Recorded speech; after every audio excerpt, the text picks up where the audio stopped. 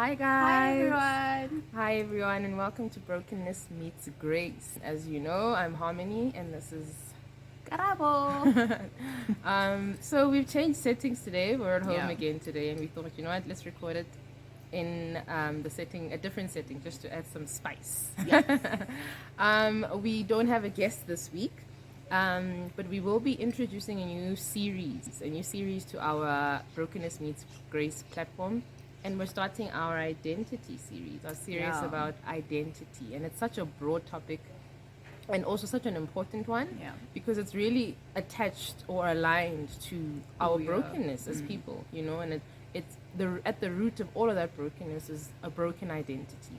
And that leads to the next part. And this is what's important because that's why every topic we're going to cover is brokenness.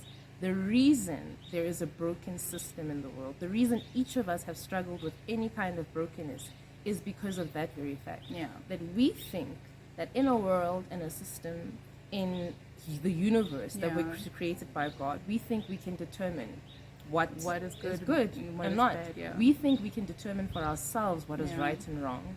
We think we can write our own rules, Yeah. be our own person, be your own boss, do your own thing, Yeah. you know? All of those secular and sort of modernized terms that we've come to, do you, boo? All of those things, we think that we can make that work, you know? But in essence, what happens is we are breaking what God intended to be whole by thinking that we can continue to function in a world and a society outside of Him. Outside of Him. Identities break because identities are not founded on the founder of identity. Yeah. And we want to be our own level, our own standard of what the world should be. Yeah. And that's the reason that the world is in complete and utter disarray. And is in chaos. Yeah. And ultimately speaking, I think all of us have gone through, you know, we've wanted to be our own bosses in one way or another. We thought that we could do things differently. We thought we could write our own stories. We thought, you know what, I've got this. Even when you didn't, I'll bounce back. Yeah. Something about God or relying on God that disables you from being your own boss. Coming into agreement and saying, you know what, I haven't been able to do this on my own. I need help. Actually takes away the power that you've clung on to for so long because you cannot come into agreement with God without surrendering that part of yourself. You can't be the ruler of your life and still have Him being the ruler of your life. It's just not going to work. So the problem with human nature, I think, is this notion of I don't want to be dominated. I don't want to be. I don't want somebody else, you know, having power over me. And that's actually a good thing because God created us and said we should dominate the earth. But He didn't mean we should dominate the earth outside of Him. And that wasn't including Him. He has to be the overarching power in our lives, the one that we surrender to, the one that we get direction from, the one that guides our thinking, guides our behavior. Everything has to be rooted in Him if it's going to work. And if it doesn't, it breaks. And brokenness looks like so many different things. We've covered some of them already. You know, it looks like addiction. It looks like, you know, sexual confusion. It looks like broken homes. It looks like so many different factors. Broken minds, right? It's as a result of putting our identity in something other than Him and expecting to thrive. But also thinking that you are able to define what is good and what is right. You know, for you, for your family, for society. You know, we have no basis on defining morality, you know, because we didn't create it. Only God knows what is good and what is bad. And it's because we keep thinking His version of it is flawed, is skewed, is not right, is to limit us, you know, and keep us from being free. Exactly. And that just creates this catalyst of confusion, you know, like she said. And, you know, and it's in going back to that. It's in going back to who God is, number one, which will make you discover who you are. And I just want to also add that in your search, for anyone who is searching for who they are, you know, their identity, before you even think of finding out who you are, I think you need to first discover who God is. You know, because the two are linked. You cannot figure out who you are without knowing who your creator is, who the source is, you know, who the sustainer is. So my advice to you would be first to start off by seeking who God is, you know, and discovering who He is as not only the creator of the universe, but as a father. Father. You know, he is more than just the creator. I think more than anything, he wants to be seen as a father. He wants a relationship with us more than anything. You know, so discover his character in that regard, first of all, and that will lead you to who you. It's never because he wants to be this God that wants to make us live with an iron fist. It's because he loves us and he understands that the way in which we choose to live will ultimately lead to our demise. Look at the world, you know. Look at each and every individual who exists in the world and the kind of challenges that we face today. That was not how he intended things to be, you know. But we fell. And instead of pursuing him and trying to find the answers, we want to create our own self-determination. And what is that doing for us? I mean, think about it. You know, the state of the world is in chaos. Things are just tilted on top of their heads, and we keep thinking we can make it right in our own accord. But he just wants us to step into the agreement of understanding and saying, you know what, I can't do this alone. I need you to step in. You know, and that agreement in itself is the beginning of undoing the brokenness. That agreement in itself is the beginning of accepting the grace that he has. He's not waiting to judge and just, you know, punish us. You know, he's waiting for us to agree with him and saying, okay, you know what, you're right. I messed up. I did it all wrong. I need you now, so please help me. And the moment we do that, he's able to help us undo all of the brokenness and see to it that it's used to glorify him. And I think you touched on such an important factor, that what we don't understand is, or what we've been fed to believe is, it's God and we are just subservient to him. You know, we're just his slaves basically. But she raised such a good point. On the contrary, all he wants is partnership. You know, he created us with the sole purpose of ruling over earth, right? We have the power to dominate and rule over earth, but it was always meant to be in partnership with him, you know. And the minute that we skewed that was when, of course, chaos came into the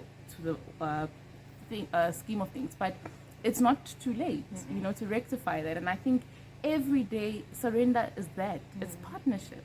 You're not relinquishing your autonomy, your independence. You know, you're not relinquishing your mind to this deity, but you're just inviting him into your life to help you live the best way possible, effectively, you know, in the way that he thinks will benefit you. And that's a partnership ultimately, you know. And I think we've seen it in such a negative light for so long, but all he wants to do is partner to make our life better. You know, he doesn't even benefit. It's all about us. You know, it's all about us living effectively in partnership with him, because he knows what is best for us. And I mean, guys, let's think about it. Why on earth would God need us? Like, why are we still here? You know, we are the human race is something else, you know. But he puts up with that. Why? You know, why would he need to go into partnership with us? That should be the question, you know. What kind of all-powerful God, creator of the entire universe, would want to partner with us? Going as far as saying, after the system broke because of us, I'll still send somebody to redeem them. That's how important that communion is. That's how important that relationship is to him, that he would chase us down to keep it. Why? You know, he doesn't have to do that. It certainly isn't for him. You know, he doesn't have to accept our flaws. He doesn't have to forgive them.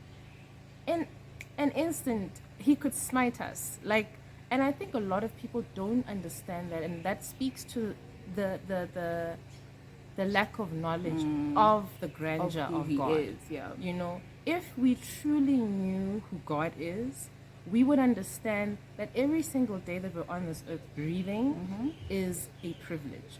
Because at any moment, in the snap of a finger, we could not exist. You know, Avengers, Thanos, yes, like that. That's what that is. Because that's the kind of power that God has. But he doesn't do that. And I think for me, that was one of the things that really just, it made me sit up and just wonder, like, why? Why am I here? You know, why does he still keep me here? if every day I mess up and if every day I'm not doing things right and he's chasing me and I keep running, but that's because he loves us and he wants to be in a relationship with us. He wants to, he doesn't have to, you know. And what's even more amazing is the fact that he still gives you a choice. Yeah. He could like mind control us into worshiping him day and night. Like, you know, it's just so important understanding that he wants you to show you your best version of you. You know, in him is the best version of you. Yeah.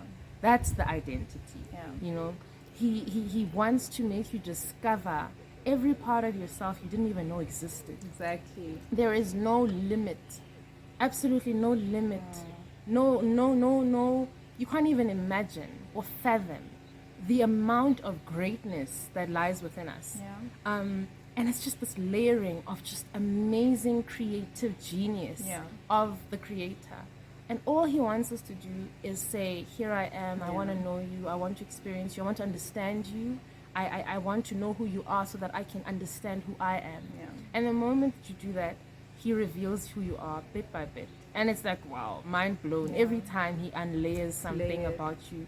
And everything begins to make sense. It may not, you know, you'll never know, have all the answers. And I think we all need to be at peace with that, you know. The pursuit of the earth should not be to get all the answers because you never will. You're not God, ultimately. But God is gracious and he reveals things to us bit by bit. Yeah. You know, and that's the crux of what identity is. And we are so excited to be able to be covering a very important subject over the next couple of weeks. Sometimes we'll have guests on. Sometimes we'll just be talking about a specific topic in relation to somebody that we will have been reading about or something that we watched. Changing things up a little bit. It's not always easy to get guests on the show at a time that is convenient for everybody. Yeah. So instead of having it lag behind, we're just going to do things a little differently, but still cover the important topic. It's always about brokenness meeting the grace of God, and that's what it's always about. It always has to point to Him. So yeah, definitely. I'm excited at all the different elements or other aspects we could cover about identity. There's so many, you know, like things you would never even think, you know, to address and to actually be on some hold up. This is maybe a cry for the very identity that you're looking for, that you're seeking, you know, for in God. So absolutely. I think we're gonna be led by the Spirit, of course, to just cover all of that stuff. And ultimately to just bring knowledge and insight to people who don't know. I mean, for us too, we haven't been on this walk with Christ for very long, but it's just been this wealth of knowledge and understanding, you know, and coming to know, like I said, Him most importantly, but that has just led us to understanding who we are as individuals, definitely. you know, and it's not meant to look the same for everybody. It's not. You know, your walk with God is so individual and so unique to who you are. And I think we also get lost in that, even as Christians. You know, we're just trying to emulate someone else's walk and someone else's, you know, path with God. But it's meant to look different because we are different. You know, I mean, there has been billions of people in existence, and God only created one man and one woman. You know, He hasn't gone back to the sun to recreate mankind. So every single person who lives came from that one person who was carved from the sand, and every single person is different. Like for me, that's mind-boggling. You know, that they came from one person, but we're all so different in character and purpose and faith and all of it, you know. So let's not be bogged down on how similar it needs to look, but what is the same is the God who created us. You know, He is the same, and He is the source that everything lives, thrives, functions. Everything on this world, in this universe, came from Him. You know, He spoke it into existence. And for me, that means that everything has a purpose, even a rock, you know, more so us. And I encourage you to seek Him out, because like Shishi said, it's a plethora of knowledge, mystery, you know, riddles, treasures. It's all there, and it's lifelong. You can never exhaust what God can do through you or what God wants to reveal to you, you know. So absolutely, I really encourage you. And I mean, to seek in Him that, out. you know, He created one man and one woman, and He said, let us create them in our likeness. So how crazy is that? That He said, let them be like God, but He made us also different. That speaks to just how limitless His character is. There's so many aspects and elements of God that when he said, let's create them in our likeness, he created over 7 billion different people. How crazy. Yeah. Like, that's the vastness of Yeah. God and his character and his personality. He is so much more than just this one-dimensional being, you know, that in his likeness are like people who are completely Billions. different. So for me, that's also just, you know, evidence of the fact that we're not supposed to be the same, even though we are from the same source, The likeness. and even though our identity is derived in the same source, we're still so different in how we carry out, you know, those characteristics. And our walk with God will definitely not be the same. Yeah, really, really excited about this topic. Yeah.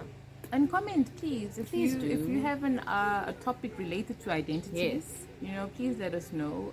We really want to get people involved as well. Absolutely. So let us know what you think. Or also if you have a testimony, you know, if you were afflicted with something that you felt defined who you were as a person, and it obviously was a damaging part of who you are, let us know, you know, share, and let's motivate each other. This is what fellowship is, you know, encouraging one another, not only with our testimonies, but with the word of God as well. So let us know. It may be broken, but it's in the hands of the potter.